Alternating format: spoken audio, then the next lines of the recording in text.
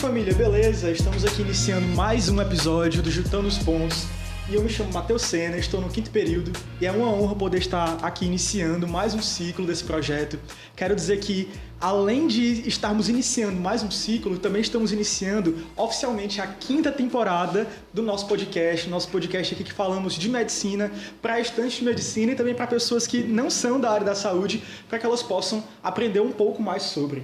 É um prazer enorme estar aqui com vocês, é um prazer enorme estar aqui estreando como um dos apresentadores desse projeto. Espero que a gente possa crescer bastante e vou passar agora o microfone para minha colega de bancada aqui para ela se apresentar também.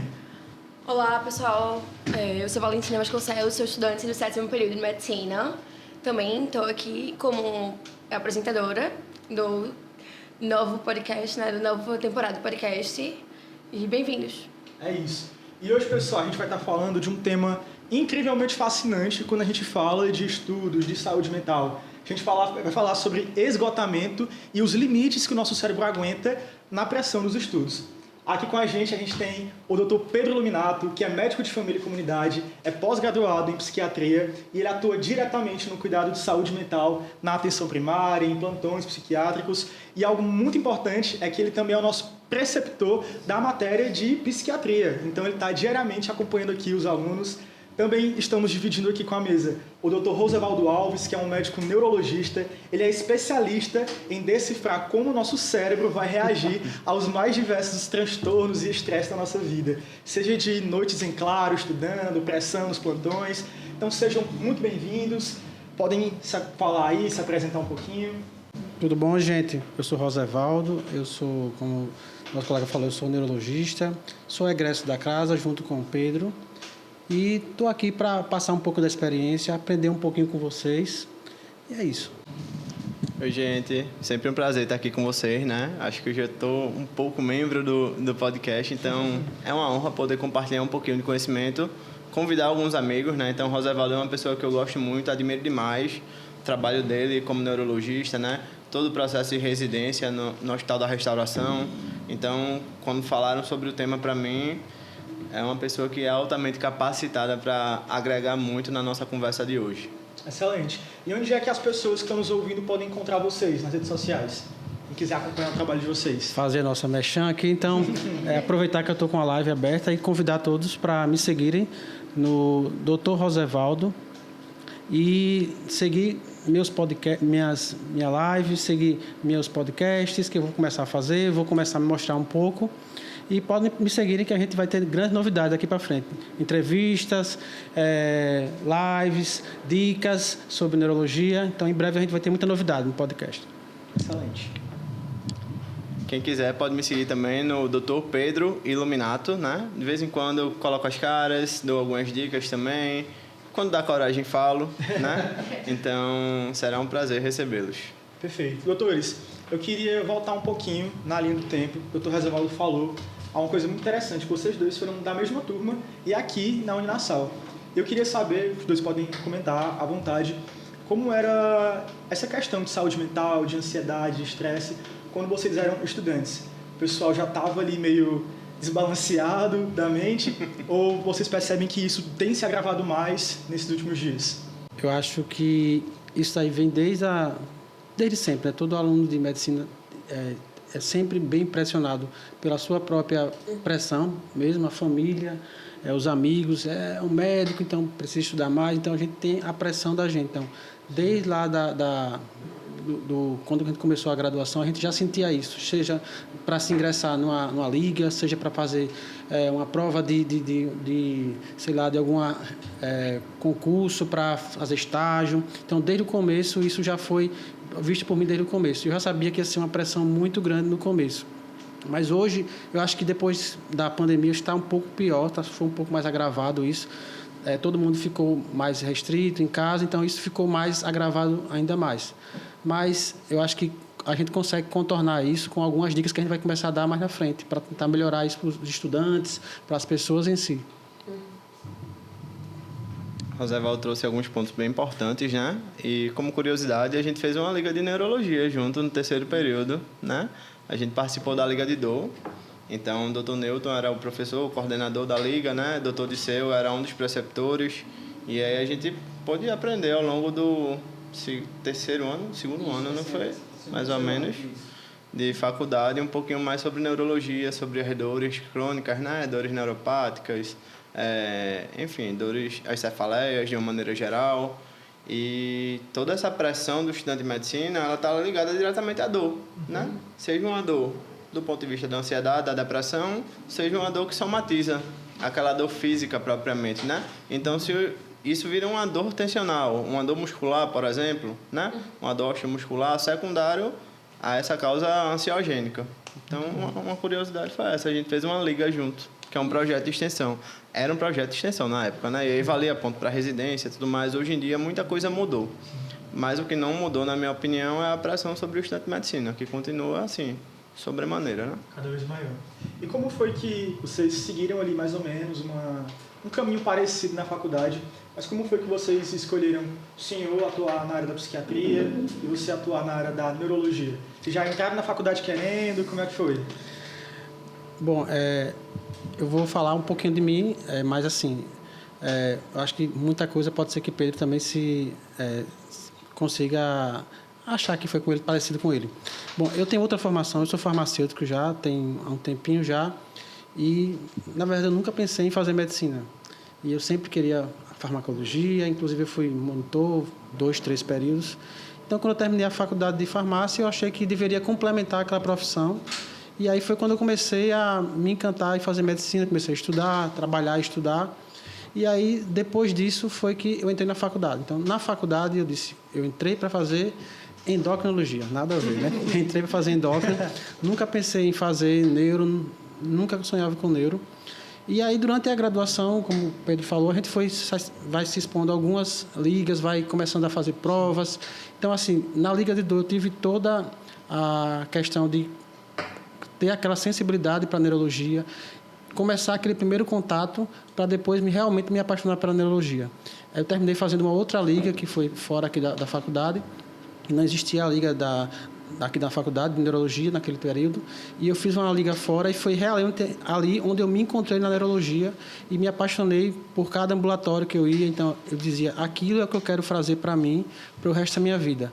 E aí foi quando eu comecei a me apaixonar. Mas aí eu também teve meus entraves, na metade da faculdade, caramba, será que é neurologia mesmo? Será que não é? Aí me apaixonei um pouquinho pela otorrino, mas aí sempre na otorrino, indo para a parte de neuro. Depois me apaixonei pela geriatria, na parte de demência, então sempre na parte de neuro. E aí quando chegou no final, eu disse, não, minha paixão realmente é neuro, é isso que eu vou fazer e vai ser isso até o final. Então foi tanto que eu fiz sempre residência para tentar fazer a prova de neuro. Então trabalhei 2 anos, sempre pensando em fazer a neuro. Fiz também uma pós-graduação na parte de saúde da família e também estava pensando em fazer uma parte de subespecialização na parte de neuro, com a saúde da família, sempre relacionada à neuro. Então foi sempre minha paixão desde o começo. Então depois disso, quando eu entrei na residência, eu realmente me senti bastante realizado. E aí estou tentando já estudar um pouquinho para fazer uma subespecialização ou de estudo de movimento ou neuropediatria. Estou pensando aí. A neuro me escolheu, né? A neuro me escolheu, verdade. No meu caso foi um pouquinho diferente, Rosevaldo. Eu entrei querendo obstetrícia ou pediatria. Tem nada a ver, né? Nada a ver. Mas assim, eu sempre achei muito bonito, né? O dom da vida, o nascer, o desenvolvimento e tudo mais. E eu entrei na faculdade querendo isso.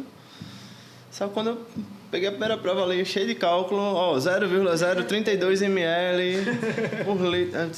Isso não vai dar certo. Não vai dar certo, não. Acho que matemática nunca foi meu forte, tá? Desde a escola.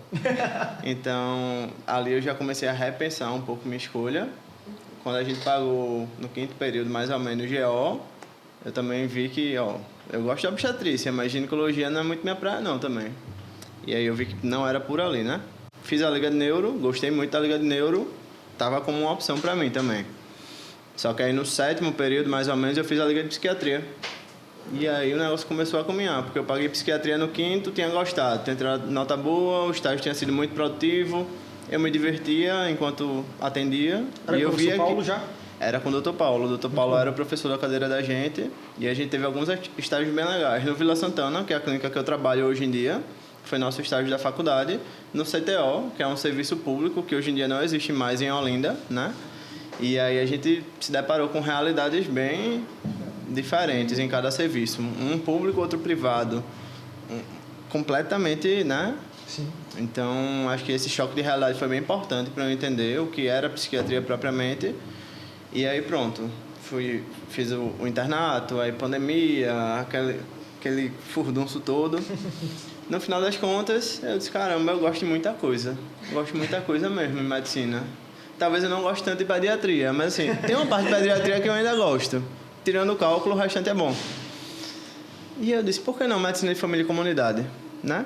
Só que eu já estava trabalhando com psiquiatria. Terminei a liga, comecei a faculdade, trabalhando no campo de estágio da liga. E aí eu fui pegando alguns empregos, um no posto de saúde e esse plantão. E aí fui me encontrando na psiquiatria, tinha muita da psiquiatria na UBS, né, na Unidade Básica de Família, Saúde da Família, neurologia também, a gente tinha muitas queixas, então eu gostava um pouquinho de tudo. Fiz MFC, sou médico de família e comunidade hoje, trabalho na parte de psiquiatria, preceptor de psiquiatria, né? Mas assim, eu acho que tem um pouquinho de cada, eu gosto de muita coisa. Coisa boa, coisa boa. Hoje a gente queria falar um pouco sobre um tema que é muito atual para todo acadêmico, estudante de medicina e para qualquer ser humano que esteja vivendo nesse mundo que a gente está vivendo hoje. Seria basicamente pressão acadêmica, burnout, um pouquinho também dessa fisiologia do estresse. E eu queria fazer uma pergunta direcionada agora para o professor Pedro. A gente sabe que grande parte dos jovens de hoje em dia são muito afetados pela ansiedade. Estava olhando uma pesquisa e eu encontrei que mais de 60% dos jovens de hoje em dia sofrem com sintomas de ansiedade e metade deles relata que a ansiedade e o cansaço estão muito relacionados à exaustão durante a vida acadêmica. E aí, professor, eu queria te fazer uma pergunta. Na psiquiatria, como é que a gente consegue traçar aquela linha fina que vai distinguir que a pessoa está muito cansada porque ela está estudando muito, trabalhando muito, que é comum à sociedade, ou porque ela está de fato entrando num burnout, numa depressão? Quais são esses sinais de alerta que os estudantes e as pessoas começam a dar? Primeiro ponto que eu gosto muito de falar para o meu paciente é autoconhecimento. Então, um paciente que faz psicoterapia, por exemplo, ele consegue saber o seu limite. Mas ele só sabe o seu limite a partir do momento que se expõe, né, às situações do dia a dia. E aí, isso daí é vivência. Você tem que ter as situações, né? Você vai ter que ter o estudo, vai ter que entrar naquele ritmo, chegar até seu limite, mas saber reconhecer que ali é seu limite. E isso é um processo que leva tempo, né? Então, se você está começando a ficar muito fadigado, seu sono não está reparador, você está acordando muito cansado, você está com maior irritabilidade, se você está distante de suas relações sociais, está distante do pai, distante dos amigos, os amigos chamam para sair, você não tem vontade, que é um sintoma que a gente chama de anedonia. A anedonia é um sintoma muito marcante e depressivo, né? Mas também pode desencadear algumas crises de pânico nesse quadro daí, no contexto de burnout, por exemplo, né? E o burnout está ligado diretamente ao trabalho. A gente tem que pontuar muito bem isso, né? Quando a gente pensa num quadro do estudante de medicina, a gente pensaria numa exaustão propriamente, né? Entendi. Tem um CID próprio de exaustão. E aí essa exaustão ela pode ser física, mental ou física e mental, né? A mental, o aluno de medicina sempre está suscetível, né? Então, assim, uma carga absurda de conteúdo, de qualquer maneira, você tem a pressão pelo estudo, pelo rendimento, pelo alto rendimento. Eu gosto de comparar o estudante de medicina como um atleta de futebol. Sim. Ele está sempre sendo cobrado ali pela torcida para performar. Sim. Né? E até a autocobrança. Até a autocobrança, que é o principal. Isso culmina em quê? Muitas vezes, internamento psiquiátrico. Eu digo isso pela minha realidade. Né? Eu trabalho numa clínica de psiquiatria bem renomada na cidade e a gente não fica sem médico ou estudante de medicina dentro de um internamento. Caramba. Então, dentre os pacientes internados, sempre tem um perfil, né? O perfil médico. Eu acho, talvez, Pedro, que uma questão seja quando... Talvez uma questão seja quando esse profissional, o estudante, confunde quem ele é como profissional ou como estudante mesmo e começa a se pensar enquanto pessoa. Sim. Assim, talvez a primeira característica que ele se lembre quando vai dizer quem é sou médico ou sou estudante de medicina, e se esquece de quem ele é para além daquele cargo e daquela ocupação, né? Então, talvez pensar um pouco em relação a isso, né? Caminhar com um paciente que está em burnout ou exaustão, pensando quem ele é para além daquilo. Eu gosto de dizer que, para mim, um dos pacientes que mais me desafiam é o paciente médico, porque ele conhece tudo. Conhece a medicação, conhece os limites, conhece seus próprios limites, mas às vezes quer passar por ele. Quer se automedicar, porque entende como funciona a fisiologia do processo, a anatomia, entende tudo, né? Mas assim, se não tiver um vínculo terapêutico com o seu profissional de referência, isso daí se perde, e aí você perde a mão. Por quê? O médico ele tem fácil acesso à medicação, né? Então a gente tem que ter muito cuidado. Quando o paciente é médico, eu gosto de delegar a função ao médico assistente do paciente ficar responsável pela prescrição, por exemplo. Isso foi uma fala de um professor meu que me fez muito sentido. Sim. Porque o médico quer passar a sua própria receita. Sim. Por muitas vezes, né? Sim. É mais prático. Se eu sou médico, eu vou passar minha receita do meu sertralina, do meu estalopram, para ficar tranquilo. Não, a gente não recomenda isso. Você é médico, você precisa de um médico para cuidar do seu momento de saúde, né? Então, um endocrinologista, um cardiologista, exatamente. Você não consegue fazer uma cirurgia em você mesmo, consegue? Não consegue, né? Então, eu acho que a lógica aplicada para uma especialidade tem que ser aplicada para todas. Talvez a gente na medicina, a gente escuta muito estigma no dia a dia. Até pensa, né? Se descobrirem que eu estou adoecido, talvez o paciente não volte, talvez isso realmente seja algo comentado. Então, é uma dificuldade que, enfim, quem está ali vivendo, como médico, também vai sentir. E talvez isso esteja relacionado com o tema de hoje, né? Sim. Essa necessidade de demanda, de produtividade, de tudo isso está tão forte na sociedade e no meio que a gente convive, que leva realmente como um desfecho possível essa dificuldade, né, desse médico procurar ajuda com um colega. Pegando o gancho do que o Dr. Pedro falou, a gente sabe que esse cansaço crônico, ele não é basicamente só alterações emocionais. Tem alterações físicas, tem as alterações psicossomáticas, enfim. Eu queria que o senhor traduzisse de uma forma simples mesmo, para quem está nos ouvindo, o que é que acontece dentro do nosso cérebro quando o nosso corpo ele entra nesse estado de hipervigilância, de cansaço, de exaustão. Como é que esse excesso de estresse, esse cortisol, basicamente, como é que eles podem prejudicar a nossa vida cotidiana? Isso, traduzindo bem simplesmente, porque o nosso cérebro é um órgão muito complexo, existe muita coisa que está envolvida. Então, assim, diante da situação de estresse extremo que a gente passa, seja no dia a dia, seja o próprio estudante de medicina, como o Pedro falou, nossa própria cobrança, a cobrança dos outros, o nosso cérebro tenta inicialmente fazer recompensas, tenta fazer também situações que ele tenta driblar aquele estresse. Ele começa a dar sinais, vamos dizer assim. Começa a ficar uma noite sem dormir, daqui a pouco vai começar também a gente a ficar dor de cabeça, começa a mostrar alguns sinais. E diante desse extremo, situações extremas que vai levando uma coisa que não vai sendo resolvida, outra coisa que vai sendo resolvida, quando junta tudo isso, aí vai se mostrar no corpo. Vai se mostrar com dores, vai se mostrar com lesões, manchas de pele, desmaios, perda de consciência súbitas. Então, em situações extremas pode acontecer isso. Nosso corpo já não consegue mais segurar todo aquele estresse que o nosso cérebro está transmitindo. Está muito estressando aqui, está muita sobrecarga aqui, já o nosso corpo já está mandando sinais para isso, e aí o corpo não está fazendo nada, ninguém está fazendo nada, então começa a apagar. Dá aquele tilt e apaga, e acontece isso. Acho que chega muito paciente com essa queixa de síncope, né? Para o neurologista, sem necessariamente uma causa neurológica.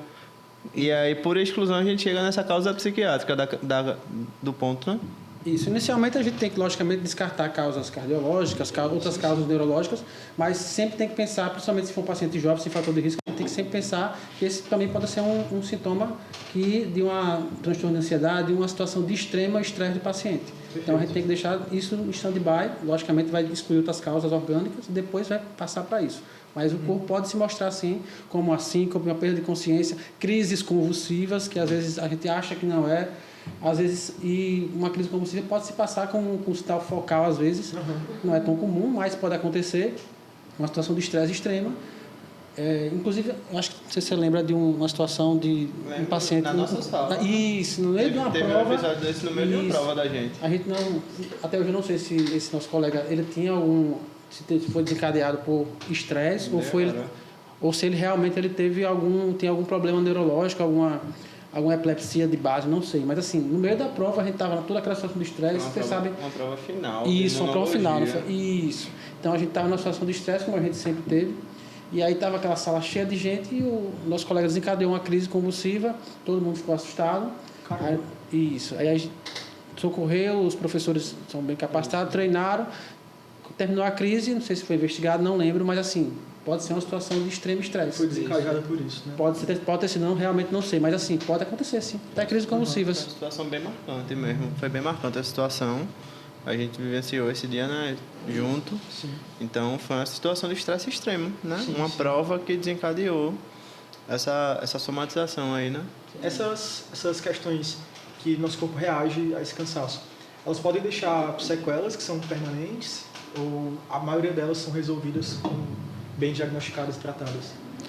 Se você realmente não tiver nada de orgânico, que às vezes a pessoa tem... O estresse é só um gatilho para uma doença que estava lá adormecida e teve esse gatilho e começou a apresentar. Uhum. Às vezes acontece isso. Mas, normalmente, quando se resolve essa situação, entre aspas, esse estresse que está passando, normalmente se para isso. Então, Então o prognóstico é bom. isso, o prognóstico é bom. Aí depende se tem uma doença de base aí silenciosa ou não. Mas se não tiver, normalmente depois sai dessa situação de estresse, o paciente ele vai resolver de maneira proveitosa e vai sair sem nenhuma sequela, teoricamente. Perfeito. E aí entra a necessidade da autorregulação emocional, né? A autorregulação, o autoconhecimento, eu acho que é a chave de tudo. Principalmente para a gente melhorar essas demandas neurológicas ou psicossomáticas, né? E reagir melhor de uma forma mais assertiva ao estresse. Perfeito. Trazendo um pouquinho para o campo de prática e vida de vocês, vocês já estão atuando há um tempo na área médica, na área neurológica, psiquiátrica. A gente sabe que nós, enquanto estudantes, já sabemos que essa rotina médica ela vai ser dura, vai exigir de nós, vai nos levar também a um cansaço. E o Conselho Federal de Medicina, ele vira e mexe, ele aponta dados absurdos, assim, que em muitos locais faltam materiais básicos nas fiscalizações que eles fazem, seja em hospitais, postos de saúde, UPA, e às vezes também falta um básico para o médico poder trabalhar com dignidade.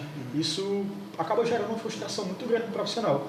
Eu queria saber dos senhores se em algum momento já vivenciaram uma situação assim, limite na rotina de vocês, seja na época de interno, plantonista, em consultório, que vocês pensaram, cara, cheguei aqui no meu limite físico, mental, e eu preciso parar porque senão vai dar ruim. Eita.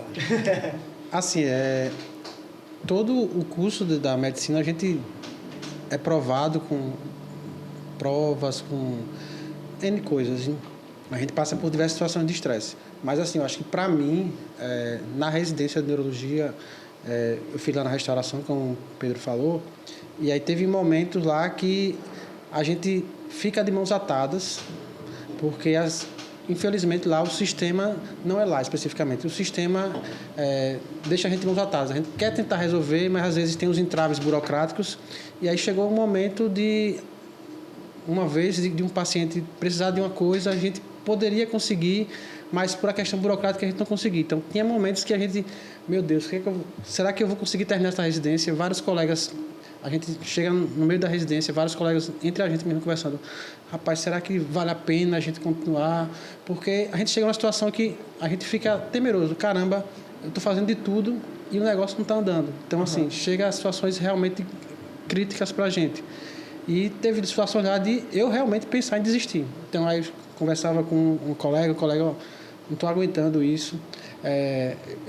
Foram 6 residentes no ano que eu formei. Só eu de homem, então eram 5 mulheres, elas conversavam muito, a gente às vezes conversava, a gente até brincava, que elas falavam muito lá, eu brincava, vocês falam muito, eu fico muito calado, mas assim, elas conversavam muito comigo, ó, não estou aguentando hoje, a carga está muito grande, tem ambulatório, tem coisa, ainda tem que ir para a enfermaria, às vezes sai de lá de 8 horas da noite, 10 horas da noite, e às vezes a gente, para conseguir um plantão, ficava às vezes à noite também, um plantão extra do próprio, então a sobrecarga era muito grande, mas tinha situações que a gente levava a situação de estresse, onde eu mesmo pensei várias vezes em desistir, porque, meu Deus, será que é aquilo mesmo que eu quero? E a gente, depois conversando, eu vejo lá atrás, caramba, eu passei por isso e aquilo era uma fase, mas infelizmente vai acontecer isso de novo e eu tenho que estar preparado. Como o Pedro falou, tem que ter um autocontrole muito grande. E a chave disso é fazer psicoterapia, tá, gente? Não esqueçam. Psicoterapia. Muito importante. Onde você se encontra, né, na verdade. Exatamente. Onde você conhece você mesmo e consegue ver os seus limites, até onde você consegue ir na psicoterapia. Por isso é tão importante. Eu gosto de dizer para o meu paciente que a psicoterapia, ela costuma ser para você se ouvir. Não é para ouvir o que o psicólogo vai dizer. Porque muitas vezes está só no campo do pensamento. Aquilo, né? Sim. Quando você fala na terapia, isso vem para o campo das ideias, da realidade e ganha uma proporção diferente. Então, eu acho que é muito importante esse momento por isso. Respondendo a tua pergunta, um momento que foi muito marcante para mim, é uma besteira, né?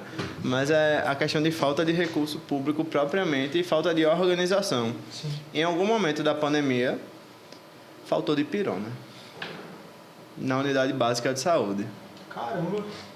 E aí, a unidade básica tem uma farmacinha, Rosevaldo como farmacêutico pode me corrigir, né? Mas assim, a maioria das UBSs tem uma farmacinha pequena, mínima lá com anti-inflamatório, analgésico, né? O básico, né? O básico mesmo. A maioria não tem controlados. Controlados é dispensado numa farmácia maior, digamos assim, distrital. E aí faltou de pirona, de 1 grama. Eu olhei aqui pro lado, 2021, 2022. Disse, rapaz, o que é que eu faço agora? Faltou de pirona no posto. Sem previsão de chegada. Assim, obviamente a gente tem alternativas. Tem paracetamol, tem um anti-inflamatório, tem várias coisas que a gente podia, né? Mas eu trouxe a reflexão. Eu disse, meu Deus, se faltou de pirona, imagina o resto. O que é que não tem de rombo grande aí que a gente vai ter que correr atrás nesse período pós-pandemia, né? E assim, eu acho que isso foi um momento que me marcou muito, faltar de pirona no posto de saúde que eu trabalhava. Eu penso muito, né, que faltar de pirona é até uma metáfora, também pode ser pensada como, lógico, da vulnerabilidade do médico diante de circunstâncias tão pontuais, mas que mostram a necessidade da gente se preparar psicologicamente também para os momentos em que não vai ser o suficiente o que está ali em mãos. Né? Como a gente estava falando anteriormente, no quanto que é importante ser mais do que médico. Só saber de medicina às vezes é insuficiente. Para uma pessoa com um pouco mais de rigidez cognitiva, por exemplo, uma situação assim pode frustrar a ponto de não conseguir mais ajudar o paciente, mesmo que tenham outras possibilidades ali disponíveis. Mas uma outra coisa que eu pensei também durante a tua fala foi sobre a necessidade de se escutar. Eu tenho formação anteriormente em psicologia e o que eu mais escuto e falo e penso é na necessidade da gente falar.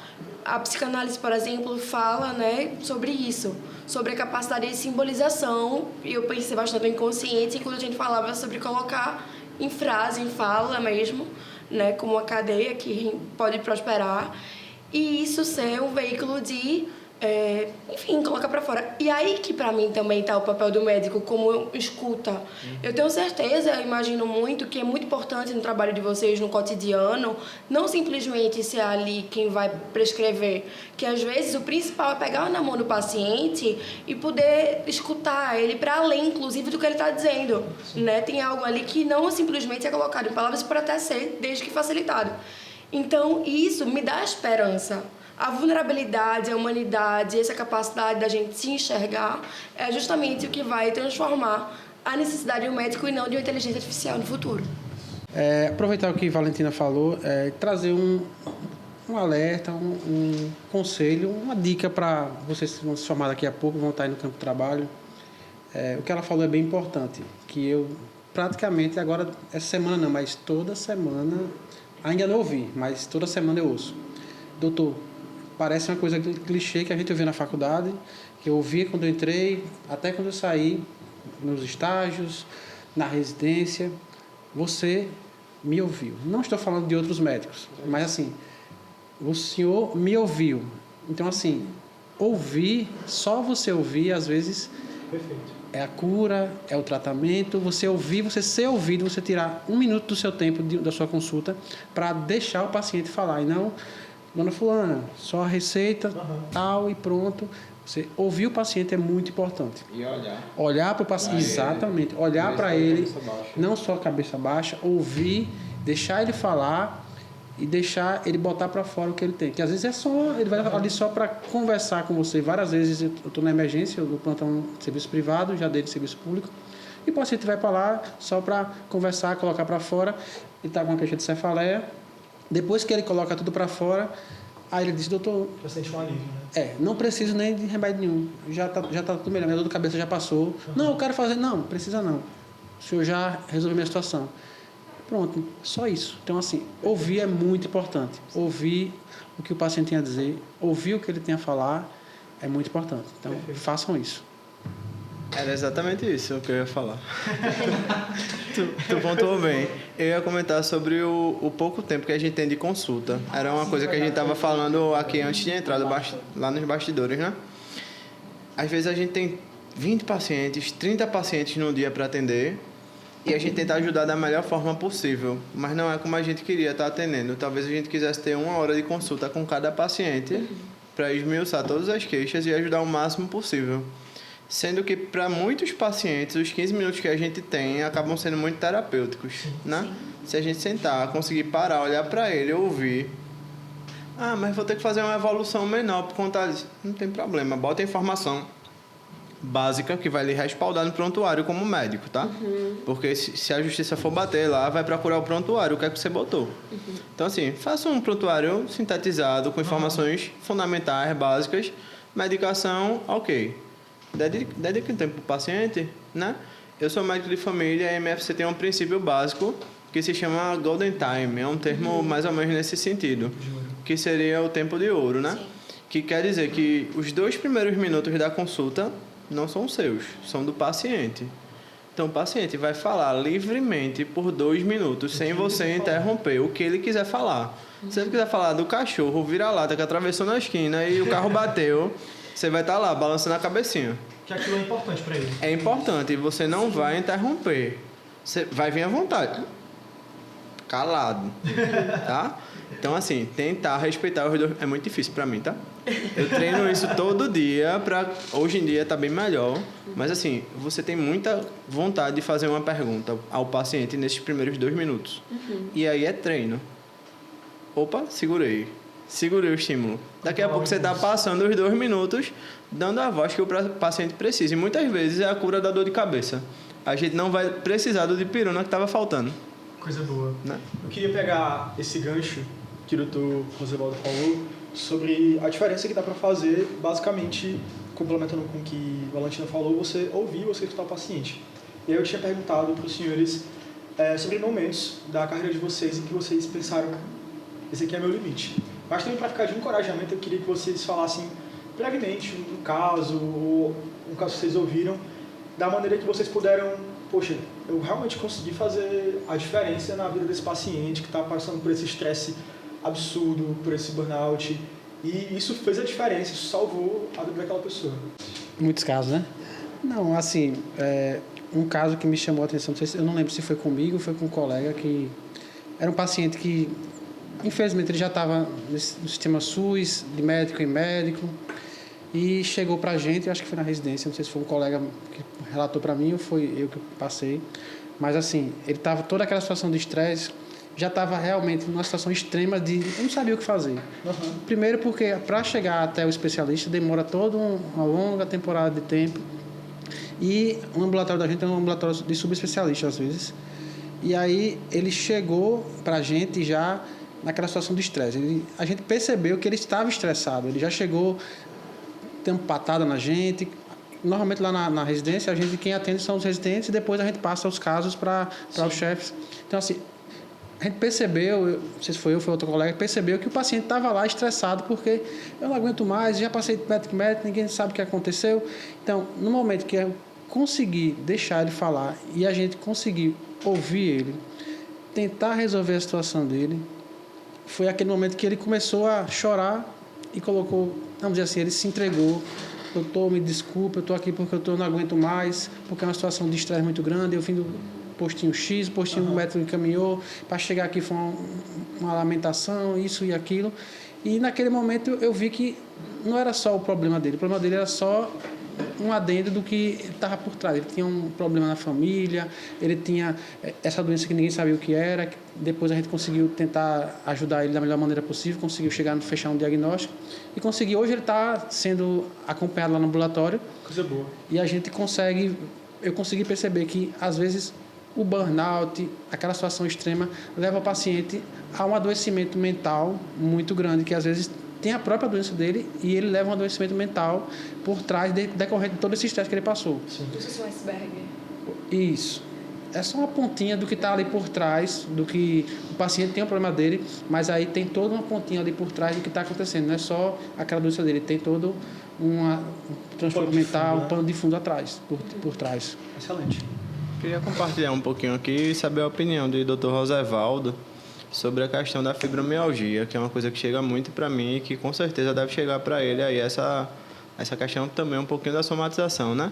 Mas como é que você vem vendo vem observando, né, essa questão da fibromialgia, questão dos direitos aí mais recentes também, né, tudo mais. Como é que os pacientes estão chegando para ti? Sobre a fibromialgia, normalmente a gente tenta compartilhar esse conhecimento com o pessoal da Reumato. Eles têm uma capacidade melhor, mas assim, sempre chega paciente para mim. Inclusive, semana passada, chegou um paciente, mas aí assim, a gente acolhe o paciente, tenta ver se realmente tem alguma coisa neurológica e termina a gente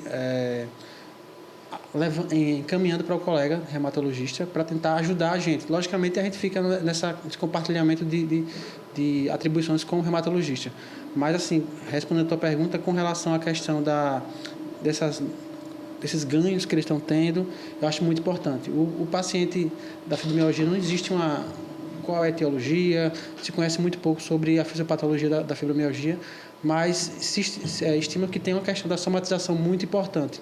E aí alguns autores falam que existe não só a fibromialgia, é só um pano de fundo para uma coisa que está por trás, uma doença que está ali por trás, ou uma soma de várias doenças que estão ali por trás, e aquilo é só uma somatização, como você falou, de uma doença que está se conhecendo agora há pouco, assim como outras doenças. Então, eu acho muito importante.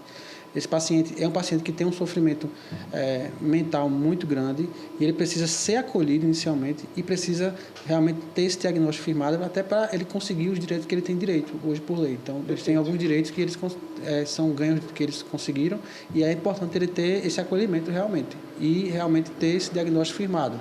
A gente separou aqui algumas perguntas que o pessoal do Instagram nos enviou e eu queria que vocês comentassem, certo? Tranquilo. A primeira pergunta que eu selecionei aqui, de um amigo meu, inclusive, ele falou: eu me sinto extremamente culpado quando eu tiro um dia de folga para descansar. Parece que eu estou perdendo meu tempo e que eu vou reprovar. Como lidar com essa culpa? É difícil, né? Hoje em dia a gente tem rede social, tem Instagram, enquanto a gente se diverte, os outros estudam, enquanto a gente estuda, os outros se divertem. O que é que eu tento trazer para o meu paciente? Estabeleça a sua rotina, ela é única. Né? Você tem um pai, tem uma mãe, tem um irmão, o seu colega tem 5 irmãos, 2 pais, 2 mães, uma tia. Cada rotina é única. Então você vai estabelecer, durante os 7 dias da semana, um dia você vai ter que reservar o lazer. Isso daí é um fato. A gente precisa desse momento de lazer. Ah, precisa ser o dia inteiro, doutor Pedro? Não. Reserve ali o domingo à tarde, o domingo à noite, o sábado à tarde, sábado à noite, como for mais conveniente na sua agenda. Mas você precisa ter esse momento de desacelerar, tá? A mente, ela trabalha assim, acho que o Dr. Rosevaldo pode falar melhor do que eu, né? Ela trabalha com esse mecanismo de desaceleração para recuperação, né? Eu gosto de fazer analogia de um músculo. Um músculo, ele precisa do repouso para poder voltar a crescer e trabalhar bem de novo, né? Digamos assim. Então, a mente da gente também precisa disso. Então, estabeleça a sua rotina com um momento de lazer na semana e tenha seu sono regulado. Ter ele regulado são necessariamente 8 horas de sono? 8 horas é o que a gente recomenda, nem sempre a gente consegue. Vamos ser práticos, né? Às vezes, tem gente que se regula bem dormindo 6, 7 horas. Tá bem para você? Tá. Vamos no melhor que puder naquele contexto, tá? A gente tem que ser realista também. Então, estabelecer uma rotina de sono. Dormir a mesma hora todo dia, mais ou menos, acordar mais ou menos a mesma hora.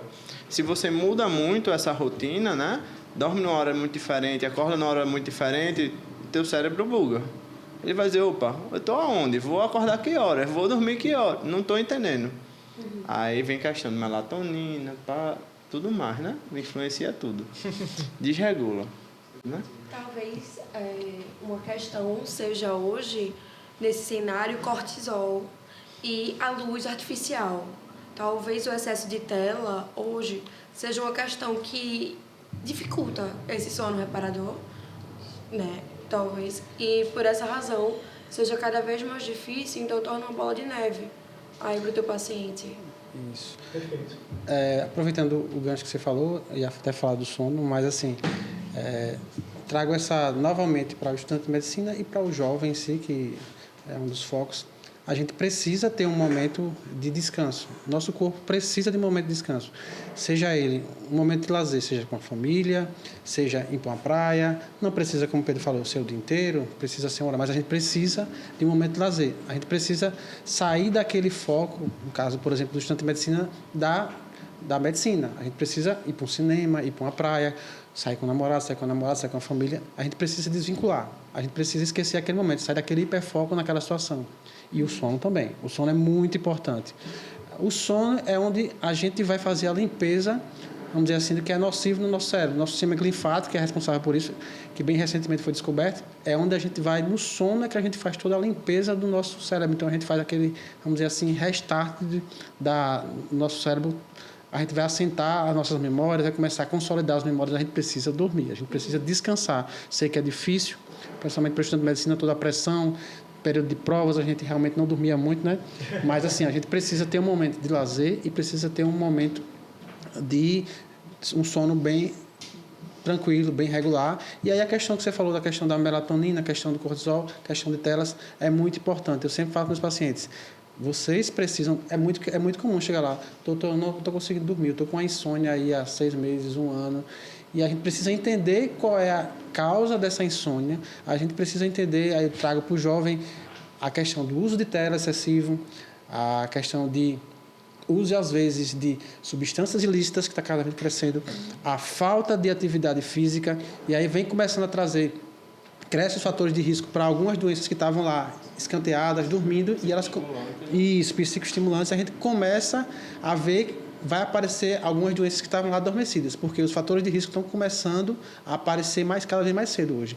Cada vez mais cedo os jovens estão se expondo a substâncias psicoativas, estão não se expondo a atividades físicas, e isso vai fazer com que prejudique toda uma questão mental e a questão cerebral do paciente. Então, assim, tem que ter uma higiene do sono adequada. Então, eu explico. Você tem que dormir, diminuir a questão de telas, sair da televisão, sair do celular. Você precisa se desvincular 1 hora antes, colocar uma música relaxante, um ambiente controlado para você dormir. Então, tudo isso é importante para a higiene do sono. Pois é, o que é produtividade de verdade, né? Às vezes o estudante está ali, não, tenho que dormir menos para estudar mais. Mas até que horas deu para aprender efetivamente? A memória estava realmente disponível para aprender e até que ponto foi prejudicial?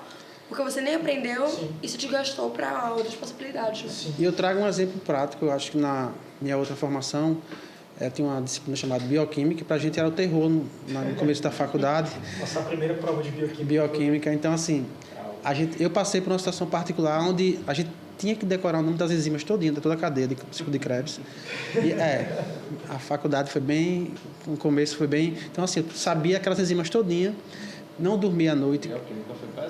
E aí, quando chegou no meio da prova, deu um tilt na minha cabeça. Eu tive um branco, literalmente. Sim. Eu não via... Eu olhei para a prova, não via letra nenhuma. Então, apagou tudo. Então, eu passei 40 minutos, quase 1 hora, para tentar melhorar... Saí, fui no banheiro, fiquei um pouco lá fora, mas depois eu consegui retomar. Então, deu um branco. Então, assim, até quando você vai conseguir realmente estudar até certas horas e você vai conseguir absorver. Não adianta você querer absorver em cima da hora, no dia anterior, você vai absorver, você pode até absorver. Mas o mais importante é, amanhã você vai lembrar, porque para mim foi super, como eu tenho outra formação, eu disse, caramba, eu preciso entender, estudar para aprender. Não adianta eu querer fazer na prova, estudar um dia antes e no outro dia esquecer tudo. Porque eu sei que... Aí eu percebi, lá na frente, aquela bioquímica, logicamente não ia precisar da enzima, né? Mas foi importante para eu entender mais na frente como o mecanismo de um medicamento era útil para mim saber. Então, eu preciso entender aquilo. Então, eu não tenho que decorar, eu não tenho que estar me expondo dias antes, um dia antes da prova para conseguir aprender. Então, a gente tem que fazer todo um conjunto. A gente tem que fazer um ciclo de estudos, tem que dormir bem, tem que fazer todo o aprendizado dia após dia, certo? Perfeito. O senhor falou da bioquímica, eu queria compartilhar aqui algo muito pessoal que também aconteceu comigo durante a matéria de bioquímica. Então, quando era adolescente e tal, eu tinha muito preconceito, por assim dizer, você vai pro psiquiatra, quem é doido, que não precisa. E aí, iniciei o primeiro período da faculdade de medicina, calouro, então, tipo, eu vou fazer tudo, vou me enfiar em tudo. Vou ler o livro de tudo. bioquímica inteiro. Tem um colega da gente que tentou, não foi? Lembra? O livro inteiro? Caramba! Falei, vou ler todinho. Muito amigo meu hoje em dia, então. Abraço. Você sabe quem é. E o que aconteceu comigo foi muito o que o Pedro falou, de ignorar os sinais que o nosso corpo vai dar. Então eu chegava na faculdade, tipo, 6 horas da manhã, saía 10 horas da noite, estudando. E aí eu lembro que teve a primeira prova de bioquímica. Aí eu passei o dia todo revisando, estudando com amigos, dando aula. E aí quando eu sentei para fazer a prova, era uma prova prática de bioquímica, simplesmente não conseguia ler. Tipo assim, eu tinha o enunciado, eu não conseguia decodificar as palavras na minha cabeça. E aí veio uma professora que era muito querida para mim, pegou no meu ombro e falou: "Tá tudo bem, Matheus?" Aí pronto, iniciei, eu caí no chão, apaguei, não sabia mais onde é que estava. E aí isso foi o start para eu começar a cuidar da minha saúde mental. Então fui para psicoterapia, fui para psiquiatra, fiz tratamento por 6 meses. E eu fiquei tipo, caramba, realmente meu corpo ele deu muitos sinais e eles foram completamente ignorados. A gente ignora, né? Eu gosto de dizer assim, um carro a 250 km por hora tem muito mais chance de derrapar e capotar. Sim, né? Exatamente. Então é melhor manter a velocidade de cruzeiro ali, seus 90 km por hora, mas de uma forma contínua. Sim. Né? Sim. Tem uma pergunta aqui que vai conversar muito sobre o que a gente está falando, que é basicamente: como eu posso controlar a minha ansiedade em semanas de provas? O que eu posso fazer para diminuir essa ansiedade? Primeiro de tudo, estudar, né? Estudar antes. Se tá atrasado é porque não estudou antes. Mas assim, tirando a brincadeira, né? Eu acho que saber equilibrar a rotina. A gente volta para aquele mesmo ponto que foi discutido, né? Estabelecer horário, né? Obviamente você vai ter que intensificar os estudos um pouco mais na semana de prova, isso aí é um fato, porque você vai ter que revisar vários temas, né? Mas estabelecer estratégias do ponto de vista acadêmico mesmo, para que você possa fazer mapas mentais, né? Mapa mental é uma ótima estratégia, eu acho. Acho que o Dr. Roselvaldo pode falar um pouquinho sobre essas vias aí. A gente pode utilizar a questão da consolidação da memória, como eu falei agora há pouco. Não adianta a gente estudar um dia antes, estudar em cima da hora, que a gente não vai conseguir consolidar a nossa memória.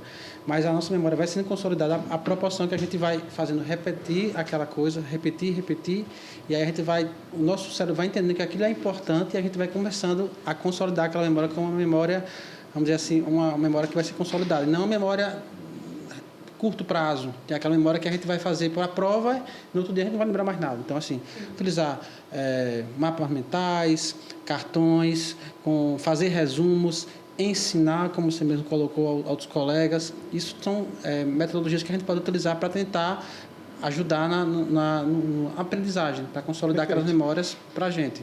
Perfeito. Tem algumas teorias também, quando a gente estuda um pouquinho de pedagogia, que é a pirâmide, né? Uma pirâmide de ensino. E aí, dentro dessa pirâmide, ensinar está como um dos patamares mais altos que a gente tem de aprender. Então, a partir do momento que você está ensinando um colega ali na véspera da prova, você vê que, pedagogicamente falando, é uma das melhores maneiras de centrar esse estudo, de consolidar ele. Então, acho que seria a grande dica. Deixar um tempinho para se divertir. Então, estou o dia todo, joga o seu FIFA ali no final do dia, né? E é bom. Então, fale um pouquinho no WhatsApp, olha a vida dos outros no Instagram. Acho que é importante ter esse momento de lazer, inclusive na semana de provas. Eu acho que seria a minha dica. Perfeito. Se sobrar um tempinho, mindfulness, que é aquela meditação guiada, eu acho que ajuda bastante também. Ótimo. Então, muito obrigado. Gostaria de agradecer a presença dos senhores aqui. A gente está se encaminhando para o final. Quero agradecer mais uma vez ao professor Pedro, ao professor Roselvaldo, por compartilharem suas experiências, suas informações. Muito obrigado também a você que está nos assistindo aí pelo YouTube, pelo Instagram, pelo TikTok. Peço que você curte, comente, compartilhe esse vídeo. A gente vai estar lançando aí alguns cortes. Eu quero ver a republicação de todo mundo. Peço que vocês sigam os professores no Instagram. Compartilha. Compartilhem, porque eles estão sempre trazendo informações muito relevantes para a nossa área. Sigam também o Instagram do podcast e até a próxima. Muito obrigado. Valeu!